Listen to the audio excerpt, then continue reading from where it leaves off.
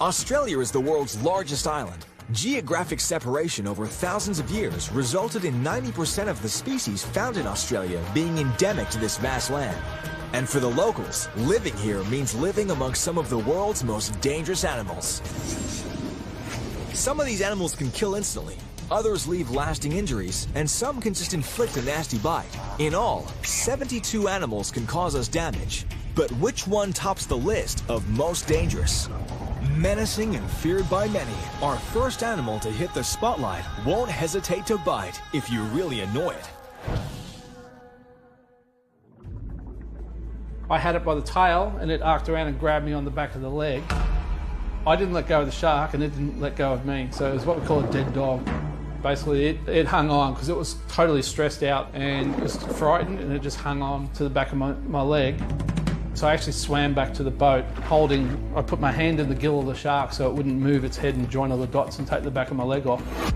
So I swam back to the research boat with the shark on my leg and got onto the duckboard, and we actually had to get a screwdriver in to open the jaw to get it off my leg. And since it was there, I decided to put a radio transmitter inside it. Richard Fitzpatrick is a renowned marine biologist who specializes in shark research. For him, this was just another day in the office. It swam away with 4 stitches with a radio transmitter in it, and then I went and stitched myself up. So I got many more stitches than the shark. But it was interesting when getting bitten in that circumstance and what we call dead dog, it wasn't the teeth, the cutting that hurt, it was the bite pressure. It was enormous. It was like having your leg inside a vice. There's a lot of cuts and teeth marks there, but the bruising was extensive because, it was clamped onto my leg for probably about 10 minutes before we got it off. I was really surprised by the bite force and how much pain was from just the sheer pressure. Reef sharks is a collective name given to 4 species of sharks that live in the tropical waters of Australia. So you got white tips, grey reefs, black tips and silver tips. And essentially they're out there doing their thing all the time, looking for prey and making baby sharks. The biggest of the reef sharks is the silver tip, and they can get almost 3 meters long. And that's a big, impressive shark, particularly when they come in on a feeding event. The most common are the gray reefs and the white tips. They grow to about 1.6 meters long and occur in quite large numbers. The smallest are the black tips at under 1.5 meters. Reef sharks are viviparous, meaning they give birth to live young which develop inside the body. Depending on the type of shark, they can have a litter of up to about 10 pups, although less is more common. The different species of reef sharks are using the different parts of the reef in different ways. And this is actually the research we're doing at the moment. Richard and his team are tracking the sharks by putting data loggers inside the animals, but first they have to catch them. Richard has developed a unique lasso system to grab the sharks, which once around their tail, causes the shark to become quite placid. This shark rodeo lessens the trauma to the shark and makes research considerably easier. So the grey reef sharks are working the reef edges, and they're really most active for hunting at dawn and dusk. So when we're transitioning from nocturnal to diurnal animals, they're zipping around hunting. The white-tip reef shark is a specialist nocturnal feeder. It'll spend the whole day sitting on the seafloor, just sitting there pumping water in through its gills. But as soon as the sun sets, their behaviour changes. It's really like a Jekyll and Hyde switch. And they're zipping around the reef, sticking their head into every hole, again looking for a sleeping fish. They'll go into a cave, they'll go in amongst the coral. They can fold their dorsal fins down, they can walk on their pectoral fins if they need to, trying to find a sleeping fish. Once they find it, they'll grab it and just start thrashing around. And I've seen white-tip reef sharks destroy heaps of coral, trying to get a fish out of the middle of it. Then the bigger silver tips, they live out off the edge of the reef, out in the deeper water, so they're really feeding on more pelagic type fish, scooting up and down the reef. And then the little black tips, they love to live on the reef top, in the very shallow waters, and then moving around there. Reef sharks are generally not interested in what humans are up to. If people have been bitten by these sharks, it's generally when they've been out spearfishing. The spearos aren't hunting the reef sharks, but as soon as they fire the gun and there's a struggling fish in the water, the reef sharks will be straight in for the kill. There's been quite a few numerous bites on arms and legs from reef sharks. We've only had a few fatalities as a result, but generally, just a bite and off they go. The sharks get quite frantic when there's blood and food in the water. Dozens of them come together, zooming around looking for an easy meal. The problem for the spearos occur when they bring the struggling fish just a little too close, and in amongst the frenzy of blood in the water, the sharks have ended up biting them. One of the fatalities we had up here on the Great Barrier Reef a couple of years ago was from a reef shark that wasn't even particularly large, and unfortunately it came up between the guy's legs when he was trying to fend it off, and it bit him on the inside of the thigh and actually took out the femoral artery. So it wasn't even a large shark, and just bit down, released, and caused the injury.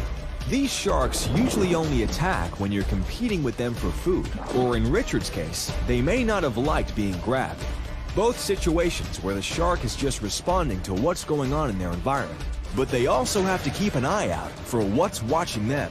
Predators on the reef sharks are other sharks, particularly bigger ones like bull sharks and tiger sharks. And we've actually even seen big gropers eat sharks as well. We had some of our data loggers in white-tip sharks, and one day we saw some white-tip sharks sticking their head into the reef. They were feeding on a fish, and this big groper came up, looked at the fish that they were feeding inside the hole, looked at the shark, and then ate the shark. So we ended up tracking the groper. So the big gropers will eat small sharks. In the coral sea reefs adjacent to the Great Barrier Reef, the gray reefs and the white tips are particularly abundant. And it's these sharks that are the big draw card for divers and tourists. In the Coral Sea, there's been very little shark fishing. So you can hop in the water, no food at all, sit down on the edge of the reef and have 20 or 30 sharks swimming around you. And it's like this beautiful underwater grey ballet. You're just sitting down there watching these animals just cruising around. They don't care that you're there, and they're just doing their thing, and it's just beautiful to watch. Animals are competitive by nature. They need to be to survive. So in keeping with the action, we're going to rank them according to just how dangerous they can be. We'll scrutinize each one, highlighting how they can affect your life, quite literally, allowing you to decide if you're game enough to get as close as some of our experts. Beautiful to watch, if you dare, but from a very safe distance for many, on TV for most. The reef shark is one of the friendlier sharks, but it's still a wild animal and caution is paramount. This creature is going to cruise in at number 1, happy to just wait to see what happens. But hoping to knock it off its perch is a very big bird.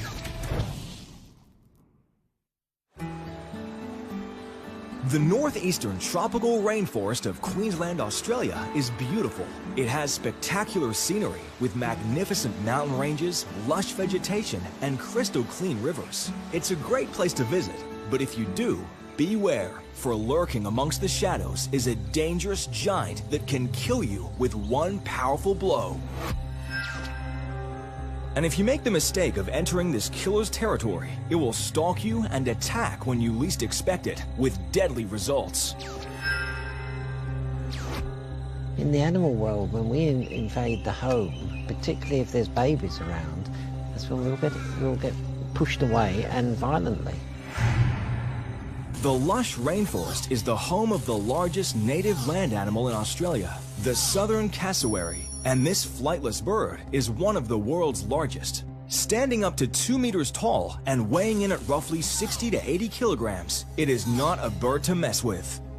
The cassowary is considered to be aggressive, and with over 150 recorded attacks on humans, it's easy to appreciate that this is one seriously dangerous animal.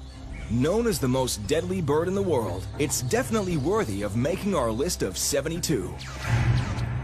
The cassowary is something that is very capable of killing man. The cassowary doesn't just kick, it jumps up and it will just cut you open. Again, that is when we invade its territory. David Thorne from the Caversham Wildlife Park in Western Australia has worked with the southern cassowary for years. He's very fond of them, but ever mindful of safety when he enters the enclosure with his birds, and warns they're still very much a wild animal. Cassowaries in captivity, like anything else, are hand-reared. They probably do behave a little bit differently, but it would be more in the way that they're not afraid, so they could be more mischievous. The cassowary is the dominant animal in the Australian tropical rainforest, and that's not surprising as they are superb athletes. This enormous bird can reach speeds of 50 kilometers per hour, jump 1.5 meters high, and swim rivers or seas with ease. So you won't escape the cassowary if they're hunting you, and if you decide to stop and fight, you might want to think twice about that too, as this bird has some serious weaponry. He can outrun me, He will chase you through the rainforest. He can kick you and he will peck you and also use his horn on his head to bang into you. As you can see, his feet are quite large. He has 3 toes and they all have very sharp claws on them. And that's what they use to kick people. These 3 sharp claws are the bird's primary defense, and the middle toe is shaped like a 125mm dagger. This can open you up like a tin can. Combine these claws with powerful legs, and you have a lethal weapon. It's very painful, and I don't recommend it for anybody to try it out. He kicked me in the head when I'd bent over, and I was accidentally too close to the fence, and I was bleeding from where all the nails went into my head. Yeah, it's not nice. It felt like someone had hit me in the head with a brick when he kicked me. It was so painful. It wasn't something that I like to experience again. Based at the Malcolm Douglas Wilderness Wildlife Park in the north of Western Australia, Donna Tanyan may have had a rough start when meeting her flightless workmates, but working with these animals is a job she loves and considers this cassowary to be one of her favorites. But he doesn't like me back. The cassowary is a very territorial animal, and it patrols an area around 7 square kilometers. So venture into their turf, and you will know about it very quickly. They will stalk you like a prehistoric raptor from Jurassic Park. If you turn and run, that is when they'll strike. They're a smart hunter. They will outflank you when you aren't watching, and hit you like a freight train. So this cassowary can jump up to about my chest height. And what he would do would be stabbing me with his claws, and he'd stab them into my chest and rip down as he goes to land on the ground. It'd be very painful, and I wouldn't like to experience it. The diet of the southern cassowary is mainly made up of forest fruits and berries. But being an omnivore, they will eat most things they find, foraging for food in the forest, including small animals. But they also will eat other foods when in captivity, like stone fruit and even kiwi fruit. So living in the rainforest, I have quite a large variety of food. Kiwi fruit's not natural, but he absolutely loves it. It's his favourite. But if you think you can win over a cassowary with treats, think twice. They will never be your friend. In fact, feeding this oversized bird will only make them more fearless and aggressive. So be careful. When you walk past his fence, when I go to feed him, he jumps up and attacks the fence. He kicks the fence, he hisses at me. He pecks me through the fence. He's very aggressive, and I see him every day, and I still have not made a connection with him. Even when he's sick, he still doesn't like you. The name cassowary comes from a Papuan name meaning horned head, referring to the helmet of tough skin borne on the crown of the head. The color of the head and neck can change depending on the mood of the cassowary. There's a couple of theories to the crown. They're still not sure on what it is used for. When they start calling to each other, because they live solitary lives, they need to amplify their call to meet each other and come across for mating. So they use the horn to help amplify the noise. It's actually hollow. And they also believe that they use it to run through the rainforest and bang into things and to attack people with. In the cassowary world, the female is, well, queen. They are larger, more aggressive, and leave the male to do the entire child rearing. More than likely, most of the attacks will happen when there's babies about, so they're protecting that area, but people haven't seen it. Just people going into their homes. The cassowary is an endangered species in Australia. There are less cassowaries than pandas in China, and the habitat of the bird has been reduced by 80%. Thus, the loss of habitat puts the bird on a collision course with humans. So you can't blame them for being a little grumpy. The southern cassowary may be maligned as a killer, but the fatalities are low. The reef shark is still looking good in the top spot, dominating this aggressive bird in second. But from one of the biggest that can't fly to one of the smallest that can, our next animal is a stealth fighter always on the hunt for a victim.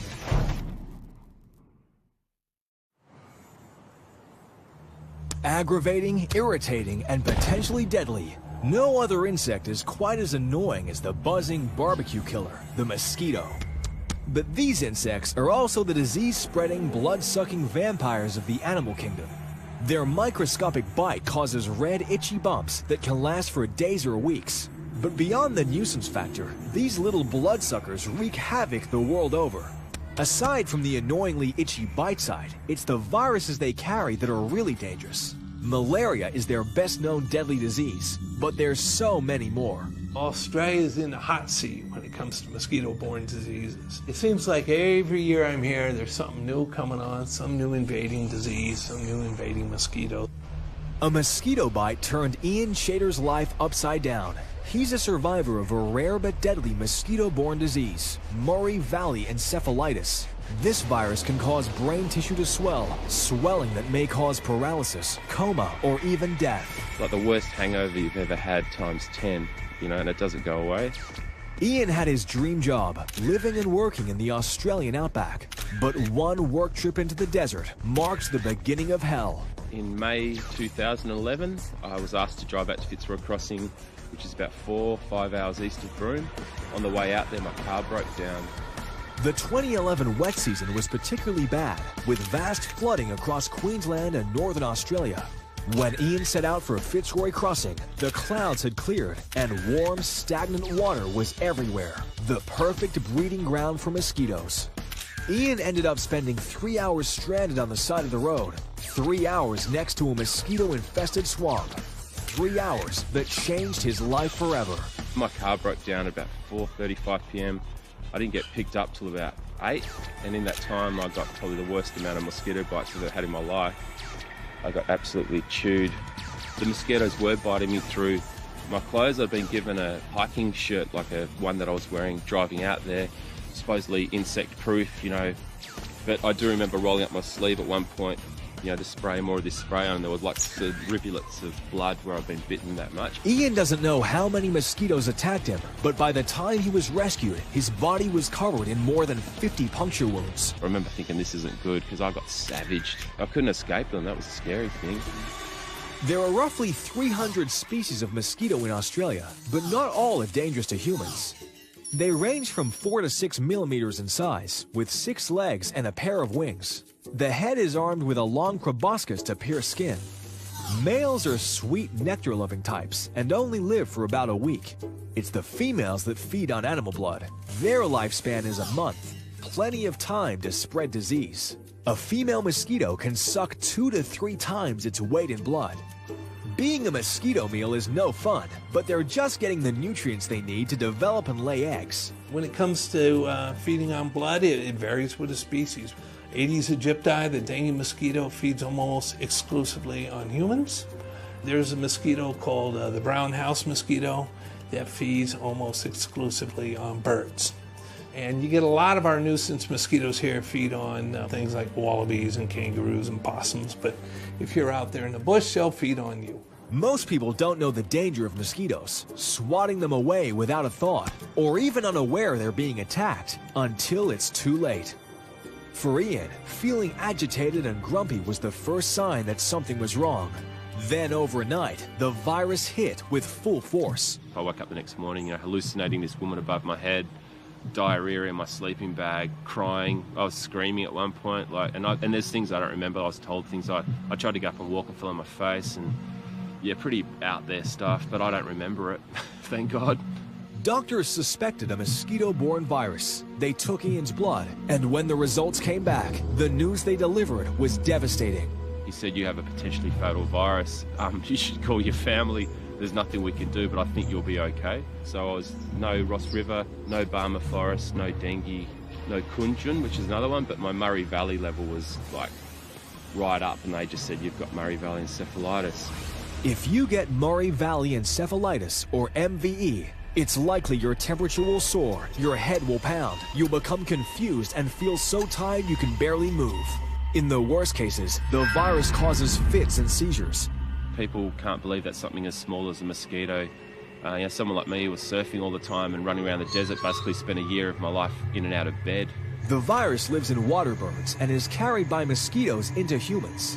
Many victims end up in hospital, but there's no cure and treatment is limited. Murray Valley encephalitis seems to be restricted for the most part to the tropics, like the Kimberley, Northern Territory. Those are the areas where you never see large numbers of cases. You might only have a couple, 2 or 3 human cases a year. But because the outcome is so devastating, death, or you could be in a coma for the rest of your life. Another nasty disease carried by mosquitoes is Ross River virus, and it's much more common. Found all over Australia, there are more than 5,000 cases each year. Almost everyone in Australia probably knows someone who's had Ross River. I've had it and didn't know I had it. There are a lot of mosquitoes that carry Ross River, and it's extremely common, particularly in the summer. It tends to get you sort of an arthritis thing where you aches and pains, you feel tired, and as I say, you have a hard time opening a stubby. Dengue fever doesn't last that long, but it usually hits harder. Here in the Cairns area in North Queensland, we've got what we call the dengue mosquito. So every year, during particularly the wet season, we seem to get dengue outbreaks up here. And dengue can make you quite ill. Only rarely does it kill you, but it can make you quite ill. The dengue mosquito loves humans and loves to make a home out of your home. Scott Ritchie calls them the cockroaches of mosquitoes because they usually live in houses, and just one mosquito can cause a dengue outbreak. They usually have this blinding headache, a lot of vomiting. Sometimes they vomit so much they have to go to the hospital because they can't stop, and they get dehydrated. And they usually get a very bright rash. Sometimes they lose their hair. And a real severe case, they can have hemorrhaging and go into shock. So it's not a fun disease. And don't be fooled, this tiny insect is not a stupid animal. The dengue mosquito has an uncanny ability to avoid being caught in the act. The female Aedes aegypti is, if you're going to feed on humans, the one thing you've got to avoid is the slap. They bite you down by the ankles, which is about as far away as you can be from, a guy giving a swat. So that gives them that extra millisecond to get away. And they tend to be extremely skittish. So as soon as you feel an aegypti and try to move, they're off. And so what you end up with is you'll get one female Aedes aegypti that might end up being flushed away from several people it was trying to feed on. And in a sense, bite several people. In one house, you might get 4 or 5 people come down with dengue, and it was from, one single mosquito. Dengue feels like the worst flu you've ever had. It used to be called breakbone fever because of the pain that racks your body. Ian didn't die from his brush with mosquitoes, but it took him more than a year to recover from MVE. I couldn't get up off the couch. Sometimes I had to crawl to do things. Like, it was really bad. I had weird rashes would appear. About 2 months after I first got diagnosed with it, this gland in my neck swelled up so much, and I've never had it before or since. I couldn't swallow properly. It was like a golf ball. It felt terrible. I've described it to friends. It's like year zero. Like, I'd wake up and I wouldn't know where I wouldn't know who I was. Mosquitoes don't care who they target. They carry disease by accident. Their blood-sucking ways are all focused on one thing: feeding the next generation. People say, why? Why do we have mosquitoes? Why did God create mosquitoes? This sort of stuff. And I think the main purpose of mosquitoes is just to pass their genome on, carry on the tradition of the family, so to speak. A tradition that Ian is more than happy to squash. They're the only animal I'm quite happy to kill. I'll let spiders out of the house, but if I see a mosquito, I'm pretty happy to finish it off, I don't like them. Dangerous and deadly, it's a war between human and mosquito. The mosquito usually wins the day, and this will see it fly straight to number 1. Down goes the reef shark, down goes the southern cassowary, and into the arena slides a likely contender punching high above its weight. Any snake can be considered dangerous, but this guy's a big snake. I've picked up olives off the road that'll try and rip your arm off every time. The iridescent olive sheen and creamy white underbelly make this one gorgeous looking snake. But the sheer size of this monster will make your skin crawl. The powerful olive python is more than capable of taking down a small wallaby, another snake of equal size, even a freshwater crocodile. In the wild, they probably only eat once every 6 months. It could take a possum or a small wallaby, and that would keep it going for 6 months, no problem. Found throughout the top end of Australia, the olive python is non-venomous, yet a formidable predator. Growing to 4 meters in length and weighing as much as a small child, this is one of Australia's largest species of python. Its main form of predation and defense comes in the disguise of an extremely nasty bite and a constrictive personality. This trait doesn't stop Chris Baker of the Malcolm Douglas Crocodile Park in Broome, Western Australia, handling this reptile on a daily basis. When they do bite and when they actually devour their prey, they can basically dislocate the jaw, so that mouth opens up quite wide and becomes quite a lot bigger than what it actually looks. And inside the mouth there's a lot of very small backwards facing teeth to help drag his prey into his mouth and down his throat. The bite of an olive python can be long-lasting, with its teeth known to break off from the jaw, embedding into its victim. And this is when things get messy. That's where the infection sets in, and you just get these little lumps months later that pop up as a little pustule, and you squeeze it out and the tooth will come out. In his line of work, Dion Wedd, curator of zoology at the Northern Territory Wildlife Park, has come into contact with the tearing bite of an olive python on more than one occasion. They do have a really strong, really powerful bite. We were collecting snakes at the time, and we found a really, really beautiful frosty green snake. The guy I was with, he pulled it out of this rock crevice and he handed it to me, and I said, look, no, give me the head. Don't just hand me the snake, give me the head. And he's going, no, it's all right. And he just passed it to me, and this olive just grabbed me on the forearm here, and that particular snake was probably 3.5 metres. It was a big snake. We're a long way from anywhere, and this thing, bit hard, and we managed to extract it off my arm, and I reckon I bled for probably 3 hours after that. Because it's such a lacerating and tearing bite, it really bleeds a lot. It's not just a light prick and a little bit of blood, it's a lot of blood. The danger is the infection and the severe bleeding that results. Every couple of months, the eyes of the olive python become cloudy and its ordinarily opalescent sheen begins to dull. These are key indicators that this relatively slow-growing snake is about to shed its skin.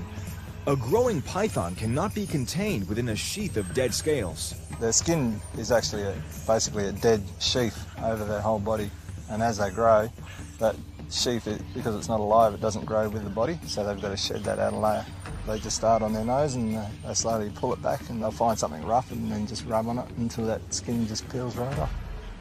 By no means does being non-venomous put this snake at a disadvantage.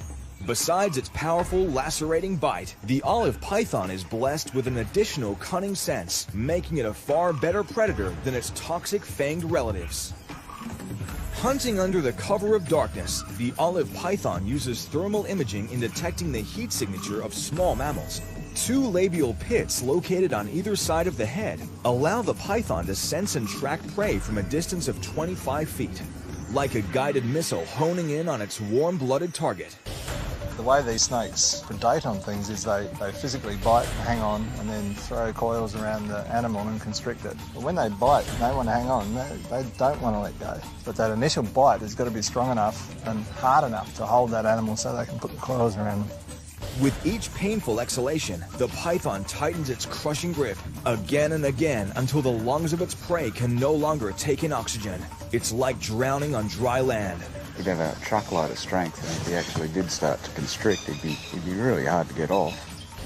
Although unlikely to kill a human, snake handlers agree this is one deadly grip best avoided. Many choose to have an olive python as a pet. Probably way more choose to never go near one.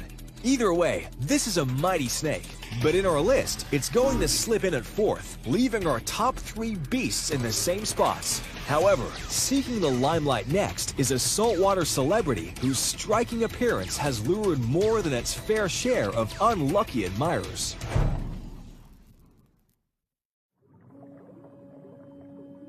They're renowned for their innate beauty, flowing pectoral fins, and intriguing candy cane markings. But appearances can be deceiving. Look but don't touch, for even the slightest contact can result in potent venom sprouting from its 18 needle-like spines. All you need to do is to allow those spines to nick the surface of your skin, and that's enough to get venom impregnated into the system. From then on in, you're in trouble. Night stalkers, these natural-born stingers, are found in warmer waters hiding away in coral reefs and rocky crevices. Skilled hunters and cannibals who eat their own kind. Lionfish have the ability to shift their center of gravity to better attack their prey, all the while blowing jets of water to disorient their target. Cunning and stealthful, these slow yet deadly creatures rely on camouflage and lightning-fast reflexes. So the venom that you see in lionfish is designed to produce pain. It's there to convince things that you shouldn't eat them. So when people get envenomed or stung with these things, if you put your hand on it, or you sit on them, or you stand on them, or brush up against them, those long spines go into your body. You basically get venom pumped down along the spines, and it's designed to produce pain. So again, it's one of these instantaneous pains that brings tears to your eyes. There are as many as 10 different species of lionfish or pterois. Their poisonous spines mean they are among the scorpion fish family, along with the cobbler and the deadly stonefish. Also known as turkeyfish or dragonfish, these remarkable creatures are treasured for their striking appearance, a guise also used as camouflage in pursuit of prey. Not surprisingly, these tropical terrors have few identified predators. And when it's feeding time, expect something spectacular as they move in for the kill. They've got these big fins at the front end which they use to corral up the prey. So if they're looking for a little tiny fish, and I'll see it, they'll use these big fins at the front of them to actually push the animal into a corner and then swallow them whole.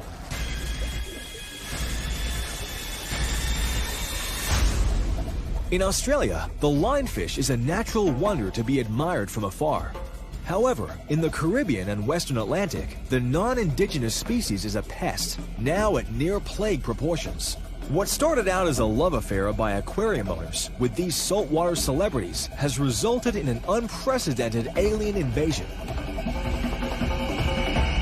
They will eat anything in the tank that will fit down their throat. So after a while, people went, well, I don't want this animal anymore. They released them.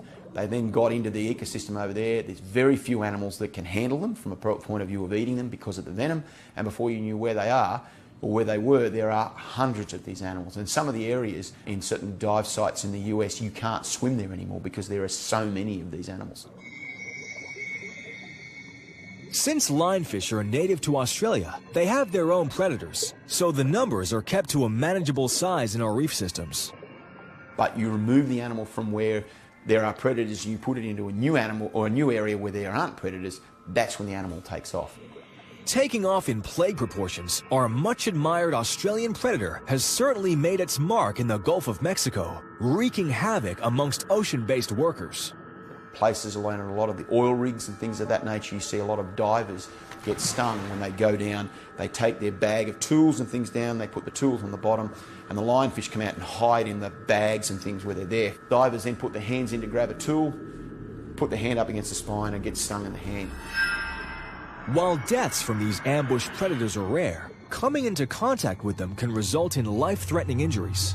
Neurotoxic venom emitted from 2 parallel grooves in their spine can leave victims partially paralyzed, unable to breathe, suffering convulsions, and in severe pain. More frightening still is that it can all play out in the darkness and silence well below the ocean's surface. If deaths occur, it's usually at depth, so it's divers that have been 10, 15, 20 metres down, they've brushed up against one of these things, they've spat out their dive gear, sucked in some water, and basically drowned. If you're unfortunate enough to be stung by a lionfish, the best pain relief is hot water, as hot as you can take it. Immerse the affected part of your body in steaming water or head for the shower. The good news is that you're unlikely to die, but you might wish you had, as the pain is intense. Mystery abounds as to how an overabundance of these spiny invaders will affect native fish populations and commercial fishing industries in the future. With a single female able to release 30,000 eggs per spawn every 4 days, it seems the lionfish will continue to live up to its title of king of the underwater jungle for some time yet.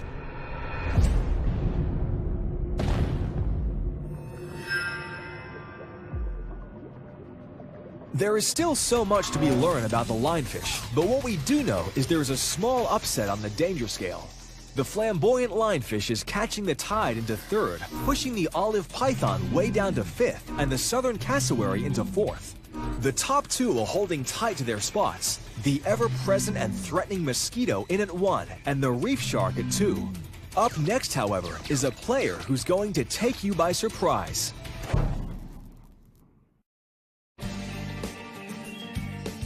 An early morning walk in the bush could be your introduction to a devastating period of partial paralysis, dropping blood pressure, and eventual collapse. Hopefully someone is nearby. Hopefully they've called for an ambulance.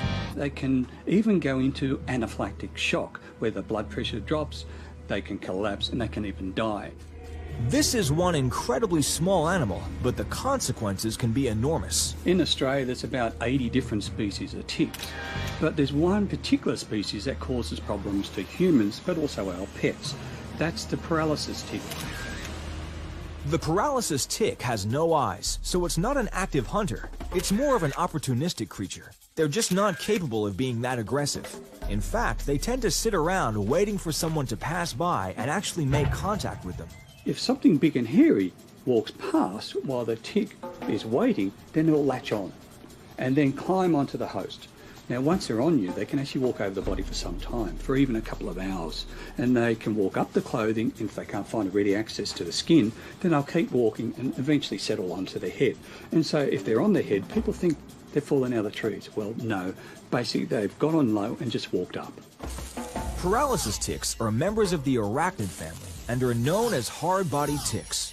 They have elongated mouthparts with rows of backward-facing teeth that they, given the opportunity, will sink into your skin. In addition to latching on with their teeth, they produce a cement-style compound to lock into place for blood feeding. These vampire-like creatures are prevalent on the east coast of Australia, particularly in the Sydney region, but they're spreading around the country. Encounters with these blood-sucking parasites are relatively common, and although harmless to many humans, they're not to be taken lightly, in case you're one of the unlucky ones who will succumb to their curse. The curse of the paralysis tick is far-reaching. Aside from suffering paralysis from the effects of a tick bite, the paralysis tick can also cause severe allergies to its victims, leading to anaphylactic shock. On top of this is the identification of mammalian meat allergies that are a direct result of a paralysis tick bite. This very strange syndrome has just recently been diagnosed, where if you're bitten by a tick, you can then develop a life-threatening allergic response to eating mammalian meat, such as your beef or your lamb, or even eating meat products, such as gelatin. And this is becoming a very important syndrome, particularly in the more tick-prone areas of northern Sydney, such as Northern Beaches area, where mammalian meat allergy is actually more common than bee stings, it's more common than peanut allergies, and it's becoming one of the most common allergies beyond, obviously, hay fever. In extreme cases, victims avoid eating meat altogether, although chicken and fish are still on the menu as they're not mammals. Choosing what to eat becomes paramount. The allergy can take several hours to kick in and could be months after the tick bite. In regards to the mammalian meat allergies and the development of potential anaphylactic shock, more than 500 patients have been diagnosed with this quite bizarre condition from the Northern Beaches region of Sydney. And we see cases of people just going to have their barbecue, suddenly collapsing because they've had their sausage. They've developed this mammalian meat allergy. And it's something we need to be aware of. In terms of lifestyle, the paralysis tick lives for about a year. The adult tick is the most active, and this is the most dangerous stage of all. However, both the larval and nymphal stage also acquire a blood mill over the autumn and winter months. Spring is the time when the adults are in full swing, but it is only the female that blood feeds on the host. The males fasten onto the females and feed upon them. Once a tick is embedded, and a lot of people say that they insert their head, but they don't. What can happen is you can have localized swelling to give the appearance that the head's embedded, but it's only these small mouth parts that are embedded. It will attach and remain attached for some time, and it goes through a sort of delay period of feeding where it's very slow to feed, then suddenly goes through a rapid feeding stage after about 4 to 5 days. If you're unlucky enough to have a paralysis tick burrow into your skin and start feeding off your blood, don't try and pull it out with tweezers or your fingers. That'll only aggravate the problem, as it is likely to blow more saliva into your vein as you squeeze its body. Using an ether spray is your best bet to kill it stone dead at the site. Here we're going to demonstrate the proper way of killing a tick in place. It's important not to try to touch a tick or attempt to remove it. It can make the problem a lot worse. So here we've got actually a dead adult female paralysis tick on a kind volunteer. And so I have an ether-based spray, which is mainly used for the treatment of warts. And so what we do is put the applicator over the tick, then do just a couple of quick sprays. This will actually freeze the tick in place. It will kill the tick immediately, prevent the tick injecting more of its dangerous saliva, and then eventually the tick will fall off naturally. Allowing the tick to drop off naturally reduces the possibility of developing an allergic reaction. Reactions range from mild, with some redness and irritation at the bite site, to raised red, painful welts about the same length as your arm, all the way to making sure you have an EpiPen on standby. From 1920 to 1940, there were actually 20 deaths from tick paralysis in humans.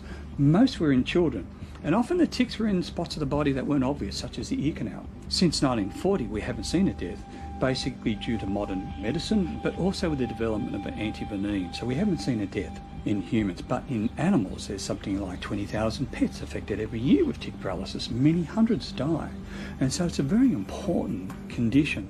For a tiny animal, the paralysis tick drums up a pretty big attitude in terms of health issues for humans and animals. If you're in a tick-prone area, always check for the presence of ticks on your skin and clothing, and consider repellents as a means of safety. It's very important that once you've come out of a tick area, no matter what means you've undertaken to avoid ticks, once you've come out of a tick-prone area, it's important to take those clothes off, bag them up, and put them into a hot dryer for 20 minutes, because a tick can be on you for 2 to 3 hours afterwards before it actually attaches. The best advice is to be aware. Ticks are common, widespread, and cause many problems. They have very few predators. They are more likely to be victims to high temperatures and low humidity. I've had people ring me up, say that my child suffers anaphylactic reaction. What should I do? And unfortunately, I'd say, move, get out of that area, go to an area where there are not ticks. And it's a difficult advice, but if you've got these children who could actually die from the next tick bite, it seems the logical thing to do. Ticks cause problems. They cause problems in multitude of ways. The whole community needs to be aware of them and the problems they cause. Bushwalk at your own peril, unless you take precautions, which clearly the animals in our list haven't considered, as the paralysis tick nips in at number 2, knocking out all but the mosquito, who reigns at number 1. The reef shark tips the scale to 3rd, as the domino effect continues with the lionfish into 4th, the southern cassowary kicking into 5th, and the olive python slumping to 6th. We've introduced a couple of big players into our list of 72. The paralysis tick and the mosquito are the only contenders from this program coming into the spotlight, both planning to alter the state of play in our current top 10. Still loosely staking its claim in 10th spot is the iconic kangaroo. It's had its moment of glory, but it isn't strong enough to hold its place, so it's hopping out. Equally ominous is the irukandji, floating tentatively at number 9, and also not looking good. It too is going to take its plunge from the platform. This leaves room to bring in our 2 contenders, but they're not taking the bottom spots. The paralysis tick has the potential to knock you for 6, so it's going to upset the field and go in at number 4, pushing the Johnston's crocodile, the cone snail, and the tiger snake down to 5, 6, and 7. Followed by the Sydney funnel-web spider scampering into 8, and the water buffalo to 9. There's still a gap at 10, and we know the mosquito will go in high. The guater and dugite are mighty dangerous and have been responsible for many deaths. The mosquito is also silent and deadly. You're not going to get much warning. But how does it shape up against the bull shark? It too will take victims by surprise. It's a tough call, and after weighing up all the factors, the mosquito is going to dominate the deck at number 1.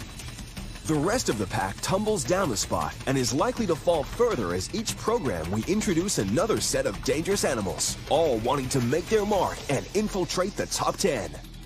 With all of our Australian animals, there is a fear factor. But keep in mind, they're unlikely to harm you unless you're unlucky enough or foolish enough to get in their way. Be cautious, take note of the warnings, and show respect as we count down the list of 72 Dangerous Animals Australia.